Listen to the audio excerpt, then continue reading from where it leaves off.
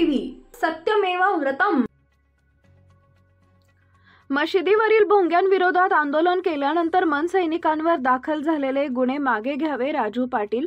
मशिदीवरील भोंगे विरोधात उच्च न्यायालयाने दिलेल्या आदेशानंतर आता मनसेचे माजी आमदार राजू पाटील यांनी न्यायालयाचे आभार मानलेत। त्यावेळी भोंगे खाली उतरवण्यासाठी आमच्या मनसैनिकांनी आंदोलन केलं होतं। मशिदीवरील भोंग्यांच्या प्रदूषणाविरोधी नियमांच्या अंमलबजावणीसाठी न्यायालयाने घेतलेला निर्णय योग्य आहे, मात्र त्यासाठी आमच्या मनसैनिकांनी हनुमान चालीसा लावून आंदोलन केलं होतं, ज्यामुळे आमच्या काही सहकाऱ्यांवर गुन्हे दाखल झाले होते। या केसेसमुळे त्यांना काही कामाला अडचणी येत आहेत। त्यांनी कुठलंही बेकायदेशीर कृत्य केलं नव्हतं। त्यांनी केलेलं आंदोलन हे हिंदुत्वासाठी केलं होतं आणि याची मुख्यमंत्री यांना जाण आहे।